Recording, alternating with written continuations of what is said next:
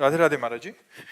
महाराज जी, भगवान पर अटूट विश्वास है और नाम जप भी निरंतर चल रहा है, किंतु जब जीवन में कठिन परिस्थिति आती है तो ईश्वर के ऊपर विश्वास के साथ साथ जीवन समाप्त करने का या सब छोड़कर सिर्फ भगवान की शरण में रहने की आकांक्षा होती है। महाराज जी, ऐसे में इस परिस्थिति में क्या करना? निरंतर नाम चल रहा है, अभी हमें संशय है, क्योंकि निरंतर जब चलने लगेगा तो कुछ स्थिति आ जाती है। हम लोग उसी मार्ग के पथिक है ना, इसलिए एक स्थिति आ जाती है। कोई भी विपत्ति हमें परास्त नहीं कर सकती, कोई भी दुख हमको उदास नहीं कर सकता, क्योंकि नाम चल रहा है। जब ज्यादा कष्ट होता है तो ज्यादा भजन होता है, शांत। जब ऐसा लगता है शरीर छूट तो नहीं जाएगा तो एकदम भगवदाकार वृत्ति, भगवान आ रहे हैं। तो निरंतर भजन शब्द से हम कह रहे हैं कि इस पर सुधार करो। निरंतर अभी नहीं हो रहा है। जिस दिन अव्यावृत भजनात् अखंड भजन होने लगेगा तो स्थिति आ जाएगी। अटूट विश्वास जब है तो टूट कैसे सकता है? कुछ भी हो, जोई जोई प्यारो करे सोई मोहि भावे। अब कुछ भी हो, अब क्या, जब आपसे प्यार किया फिर हम क्यों किसी से शिकवा करें? भगवान, अब तुम जैसा चाहो वैसा खेलो, जैसा चाहो वैसा विधान करो, मैं उसी में राजी रहूंगा जैसे तुम मुझे रखना चाहते हो। मस्त नाम जब चल रहा है तब ये मस्ती आएगी, नहीं ऐसे नहीं आएगी। नाम जब चल रहा है तो ये मस्ती आएगी, नहीं मस्ती नहीं आ सकती। इतनी विपत्तियां मनुष्य जीवन में, इतना संघर्ष है कि कदम कदम ऐसा लगता है यार अब खुशी हुई, और अगला कदम इतने दुख में पड़ जाता है कि लगता है कैसे निकल पाऊंगा इस दुख से।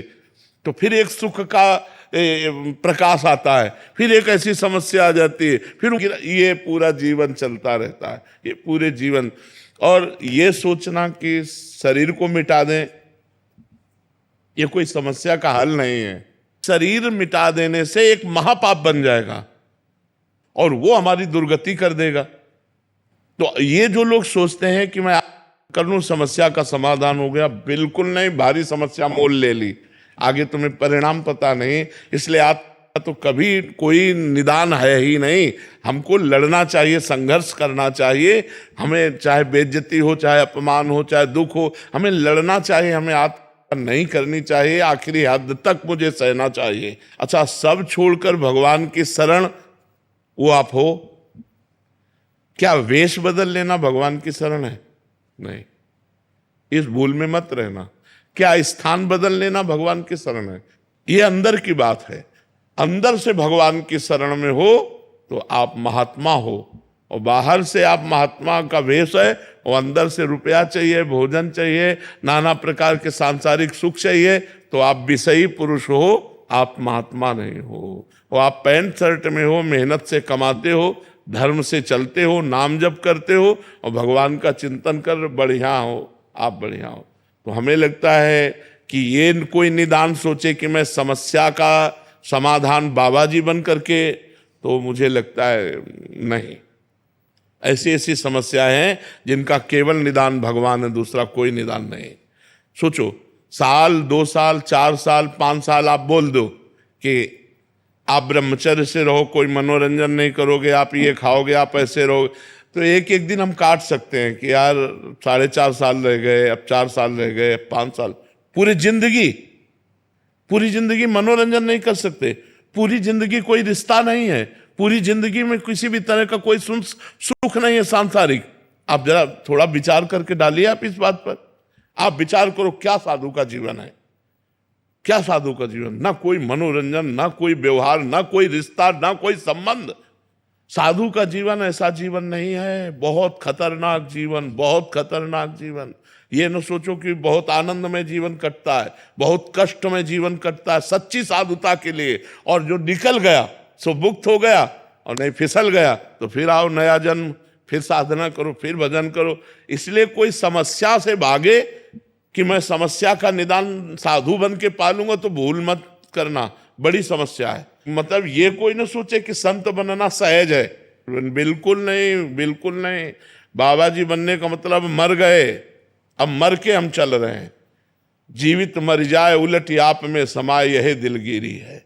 मरा हुआ पुरुष महात्मा होता है, जिसका मन मरा, जिसकी इंद्रियां मरी, जिसकी कुछ नहीं चाहिए, जा ही न चाहिए कबहू कछु तुम सन सहज सने। तो ये दोनों बातें आप कर लेना या समस्या में फंसकर बाबा जी बन जाना, ये दोनों बातें समाधान नहीं है। समस्या से लड़ना समाधान है, और वो आप तभी लड़ सकते हैं जब आपका भगवान का भरोसा दृढ़ होगा और नाम जप करोगे तो कोई न कोई रास्ता भगवान ऐसा निकाल देंगे जिससे आप समस्या से बच जाएंगे। नहीं तो समस्याएं पीस डालती है, अंदर ही अंदर खोखला कर देती है, आदमी चिंतन से परेशान हो जाता है, और जब परेशान हो जाता है तो उसे एक ही रास्ता नजर आता है, और वो रास्ता है नहीं, वो और परेशानी पैदा कर देगा अगले जन्म में जा करके। तो इसलिए नाम जप करो और सहन करो और लड़ना सीखो। हमको विपत्ति, दुख, संघर्ष करना पड़ेगा, हमको लड़ना पड़ेगा, इनसे विजय प्राप्त करना पड़ेगा। हार जाऊं तो भी लड़ना पड़ेगा, हमारे पास कोई रास्ता नहीं है, हमको इन दुख और विपत्तियों से लड़कर पार होना ही है। कुमार जी, हमें लगता है कि कोई ऐसा साधन मिल जाए जिससे तुरंत झट से हमारे दुख दूर हो जाएं। अवश्य में भोक्तव्यम कृतम कर्म शुभाशुभम, अपने कर्म को जीव को भोगना होगा। ये जब भगवान कह रहे हैं तो और की हम बात कैसे माने।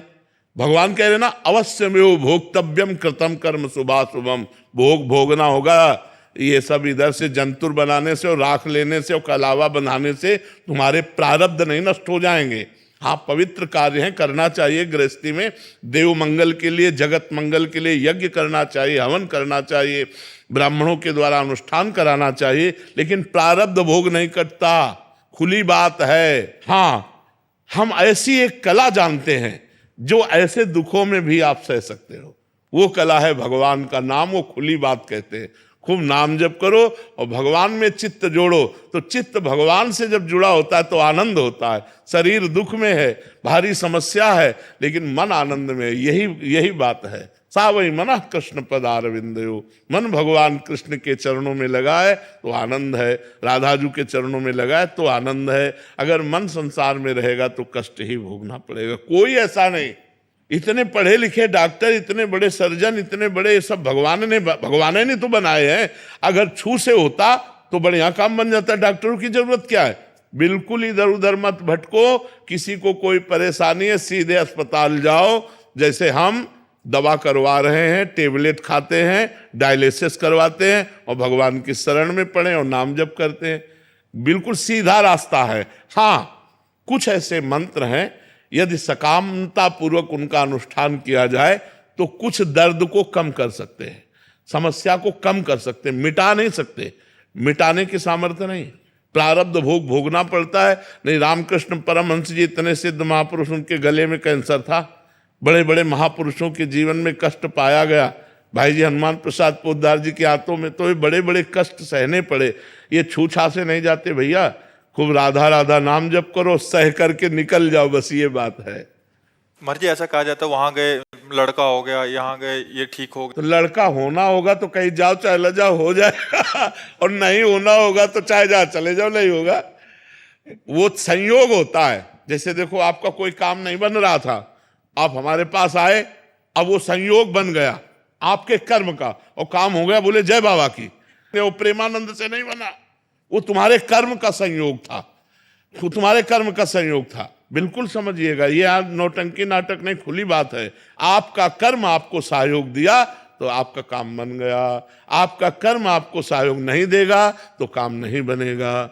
एक हमारे जीवन की धारा है, उसमें दुख सुख दोनों किनारे हैं। हमारा जीवन इसमें होता हुआ जाएगा, कभी सुख कभी दुख, कभी सुख कभी दुख, ऐसा चलता रहेगा। कोई मिटा नहीं सकता यार, हमारी समझ में नहीं आता। तो महात्माओं के पास क्यों जाना चाहिए महाराज जी? सुकृत बढ़ते हैं, बुद्धि शुद्ध होती है, प्रारब्ध को सहने की सामर्थ्य आती है, आगामी हमारे जो कर्म हैं वो सुधर जाते हैं, पीछे के जो कर्म हैं वो भस्म हो जाते हैं, प्रारब्ध भोगने की सामर्थ्य आती है। हमें तो लगता है हमारी मनोकामना पूरी हो जाएगी, चलो चलते हैं एक बार तो।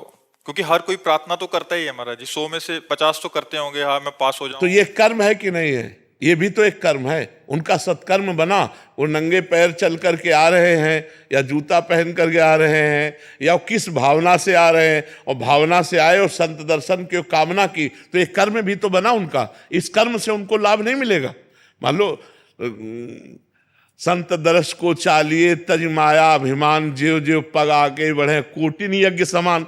तो कोई आ रहा है 1000 कोस से, कोई 500 कोस से सवारी में धक्का खाते हुए ऐसे, और रोड में किनारे खड़ा है रात्रि भर, तो ये उसका तपस्या नहीं बनी, ये उसका परम पवित्र कर्म नहीं बना। अब ये कर्म कामना पूर्ण कर दे तो प्रेमानंद उसमें कहाँ है? ये उसका कर्म है, ये उसकी मेहनत है, ये उसकी भावना है, ये उसकी श्रद्धा है, ना कि हम हैं। अब उसको लगेगा कि हम प्रेमानंद के दर्शन के हमारा काम बन गया। नहीं, तुम्हारी मेहनत, तुम जो सैकड़ों किलोमीटर चल करके आए और खड़े रहे घंटों, और फिर इसके बाद दर्शन हुआ, तुम्हें आनंद लगा, ये तुम्हारा कर्म तुमको सुख दे रहा है।